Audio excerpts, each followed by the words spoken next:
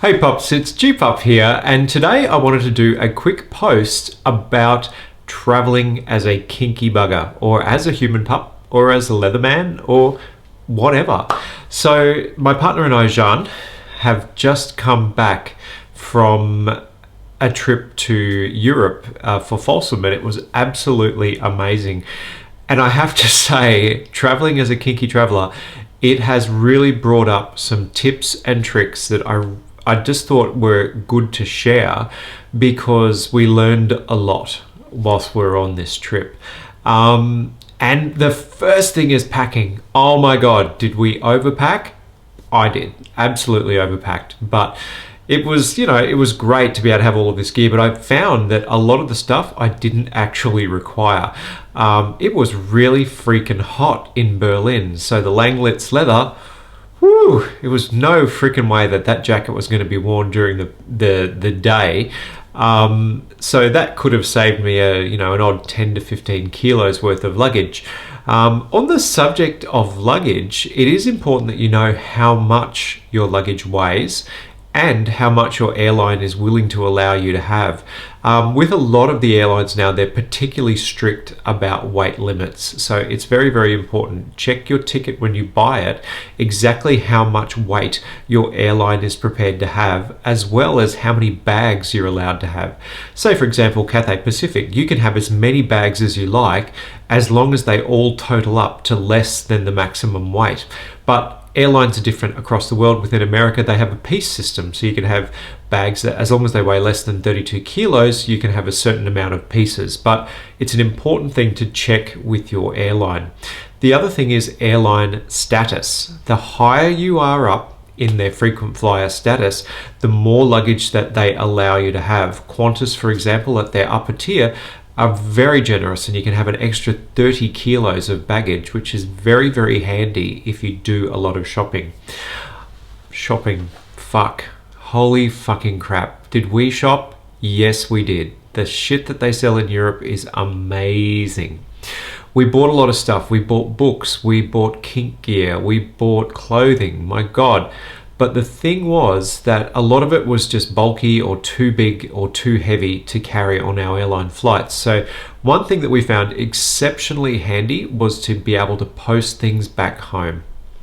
There's a number of ways that you can do that, but what I've found is having some basic international language that will enable you to use the post office is a very, very handy thing. And perhaps something even better is print out some labels that you can use to put on the packaging before you mail it home. And that will save you a lot of time and pen work when you're sitting in the post office as well. But yeah, we mailed a lot of stuff home, books and leather and all sorts of stuff. It made life a heck of a lot easier. If you've got a relationship or an account with DHL or other international shippers, usually you can work out some deals before you even fly. If you're a keen eBay seller or shopper, there's some great things that you can do via the eBay shipping network as well. So think about that. What else? Really, really good to, if you are after particular cuisines or you'd like to have an amazing cuisine experience, I do recommend pre-booking as much stuff as you can before you go. It makes a big difference, and when you arrive, you can go, okay, I've got restaurant A, B, C, and D all organized for every night. Plans can change, of course, but gee whiz, it's great not to have to get to a town and think, oh fuck, what am I going to have for dinner tonight? What other things did I find really, really helpful?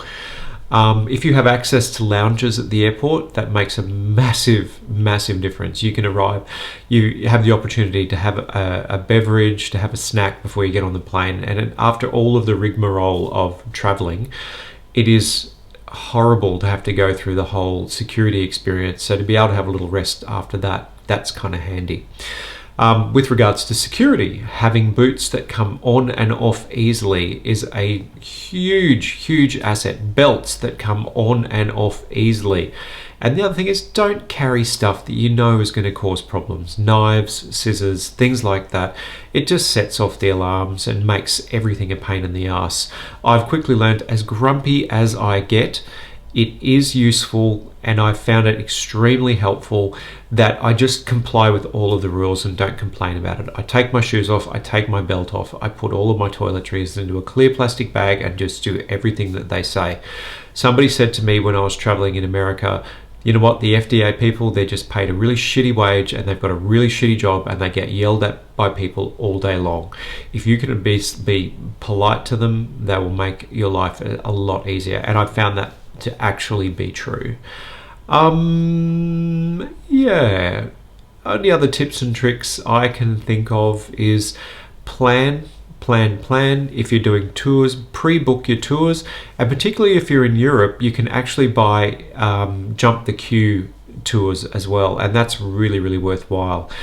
Say for example, if you bought a Tour Eiffel pass, along with that came jump the queues not only for the riverboats but also for the Louvre as well. So it was amazing to be able to get through those things and not have to wait, which was very, very worthwhile. But I really, really do recommend get travel into your life if you can, whether that be locally and getting to know your country better, or internationally and getting to know other countries better. It's an amazing experience and I cannot recommend it enough.